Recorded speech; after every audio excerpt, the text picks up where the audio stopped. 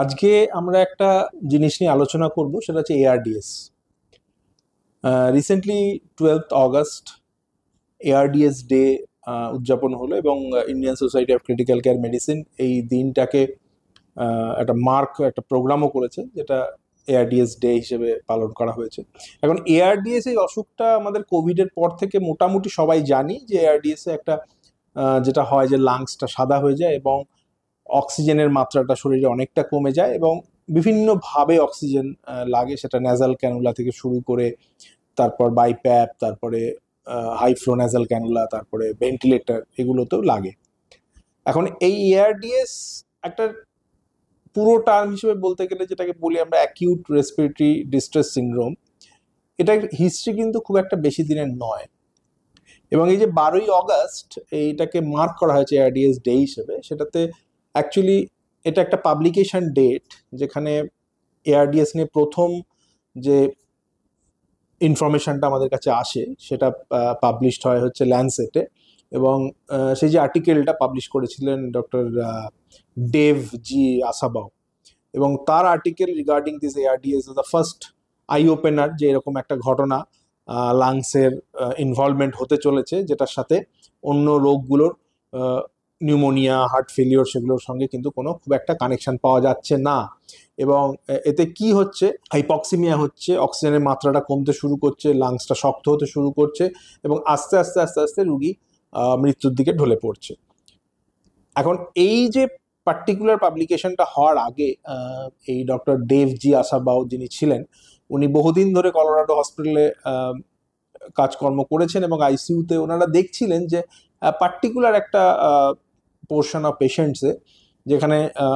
ধরা যাক একটা বার্ন হয়েছে কিংবা কারোর একটা সেপসিস হয়েছে অথবা কারোর একটা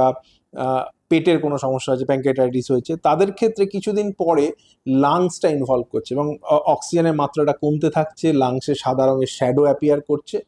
এবং আলটিমেটলি তারা ভেন্টিলেটরে দিচ্ছেন এবং খুব একটা যে ভালো আউটকাম হচ্ছে, আলটিমেটলি ভেন্টিলেট হতে পারছে না, অক্সিজেনের মাত্রা উঠতে পারছে না এবং মারা যাচ্ছেন। তখন ওনারা কিছু কিছু টেকনিক, এই পার্টিকুলার এই প্রোটোটাইপ যে রোগটা আছে এআরডিএস, যে শক্ত লাং তার সাথে অক্সিজেনের মাত্রাটা কমে যাওয়া, এতে ওই যে একটা এক্সপিরেটরি ভালভ অ্যাপ্লাই করেন ভেন্টিলেটারে এবং সেটা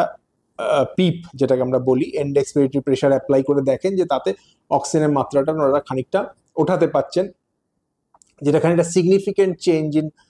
ইমপ্রুভমেন্ট হচ্ছে, পেশেন্টের অক্সিজেনের লেভেল বেড়ে যাচ্ছে, ব্লাডে অক্সিজেনের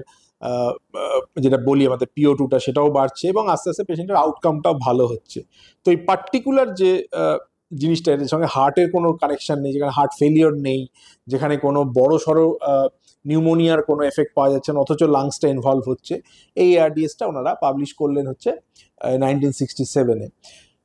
কাকতালীয়ভাবে এই একই ধরনের ঘটনা পৃথিবীর আরেকটি প্রান্তে তখন ঘটছিল, সেটা হচ্ছে ভিয়েতনাম ওয়ার। এই ভিয়েতনামের যুদ্ধে দেখা যাচ্ছিল যারা যে ইয়াং সোলজাররা এফেক্টেড হচ্ছিলেন, ট্রমা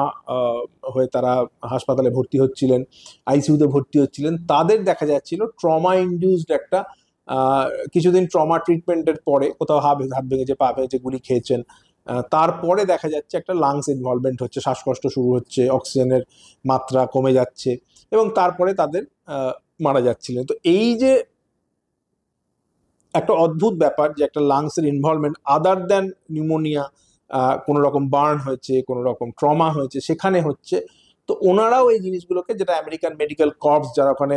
পোস্টেড ছিলেন ভিয়েতনামে, ওরাও কিন্তু একটা হুইসেল ব্লো করলেন যে এই ধরনের একটা ঘটনা ঘটছে। এবং পার্টিকুলার সেই সময় যখন আর্টিকেলটা পাবলিশ হয় ল্যান্সেটে 1967-এ, পার্টিকুলার সেই সময় ভিয়েতনামের যুদ্ধের কোইন্সিডেন্সটা হয় এবং ওনারা তখন এই কনফারেন্সে এই জিনিসটা নিয়ে আলোচনা করতে, same thing we are witnessing and that can be managed as ARDS, এবং যেটা পার্টিকুলারলি একটা এক্সপিরেটরি ভালভের চেঞ্জ করে শুধুমাত্র পিপ জেনারেট করে এক্সপিরেটরি প্রেশারটাকে বাড়িয়ে অক্সিজেনের মাত্রাটা বাড়ানো যাচ্ছে এই পার্টিকুলার রোগটাতে। সো এআরডিএস কিন্তু just came to its name by 1967। তার 100-150 বছর আগে এআরডিএস যারা কিছুটা হলেও আইডেন্টিফাই করেছিলেন তারা কিন্তু এআরডিএস নাম বলেননি রোগটা, তারা বলতো ইডিওপ্যাথিক অ্যানাসার্ক অফ দ্য লাং, অ্যানাসার্কা মানে জল জমা, তো বলছে যে লাংসে জল জমে যাচ্ছে, এরকম একটা রোগ 200 বছর আগে রিপোর্টেড ছিল, যেটাকে ইডিওপ্যাথিক অ্যানাসার্কা বলতাম। পরে কিন্তু এআরডিএস আস্তে আস্তে 94-এ যখন আমাদের আমেরিকান কলেজ অফ মেডিসিন থেকে ওরা এআরডিএসটাকে পার্টিকুলারলি আইডেন্টিফাই করলো এবং তার একটা গাইডলাইন তৈরি হলো, পরবর্তীকালে 2012 সালে বার্লিন ডেফিনিশন এআরডিএস এ আসে। তো এআরডিএস এর যে প্যাটার্নটা, যেটা আমরা বেসিক্যালি আইসিইউ অ্যাডমিশনসে এবং হাসপাতালে অনেক বেশি দেখা যায়, যে অ্যাডাল্ট পেশেন্টের মধ্যে এই নিউমোনিয়া অথবা কোনো একটা সেপসিস, কোনো পেটের মধ্যে কোনো সমস্যা হচ্ছে, কোনো বার্ন, কোনো ট্রমা, এই ধরনের পেশেন্টের কিন্তু সেকেন্ডারি লাং ইনভলভমেন্ট হচ্ছে এবং সেটাই আলটিমেটলি পেশেন্টের অনেক সময় মৃত্যুর কারণ হয়ে দাঁড়াচ্ছে। তো এর যে সিরিজ অফ ট্রিটমেন্টের মধ্যে আমরা যেটা বললাম, প্রথমে মাইল্ড এআরডিএস হতে পারে, সেখানে আমরা শুধু অক্সিজেনে সেটাকে ট্রিট করছি। মডারেট এআরডিএস হচ্ছে, সেখানে ভেন্টিলেটরে নিয়ে পেশেন্টকে আমরা পজিটিভ প্রেশার দিতে হচ্ছে, যেমন কখনো কখনো বাইপ্যাপ ইউজ করতে হচ্ছে, কখনো কখনো হাই ফ্লো ইউজ করতে হচ্ছে, অথবা ভেন্টিলেটরে দিয়ে হাই পিপ দিতে হচ্ছে, পেশেন্টকে প্রোন করতে হচ্ছে তাতে ইমপ্রুভমেন্ট না হলে, এবং না পারলে সেক্ষেত্রে একমোর সাহায্য নিতে হচ্ছে সিভিআর এআরডিএস এর ক্ষেত্রে। তো এই যে একটা ব্যাটারি অফ ট্রিটমেন্ট এআরডিএস এর ম্যানেজমেন্টটা, এটা কিন্তু আস্তে আস্তে আস্তে আস্তে অনেক বেশি ইভলভ হয়েছে, এবং পার্টিকুলারলি আফটার কোভিড, এই যে কোভিড এআরডিএস যে টিপিক্যাল ছিল, কারো কিছু ক্ষেত্রে লাংটা সফট ছিল, কিছু ক্ষেত্রে লাংটা টাইট ছিল, কিন্তু একটা এআরডিএস অক্সিজেন মাত্রাটা কমে যাচ্ছিল without any problem of the heart, এই এআরডিএসটা কিন্তু কোভিডের পরে সবাই মোটামুটি আমরা জেনেছি, এবং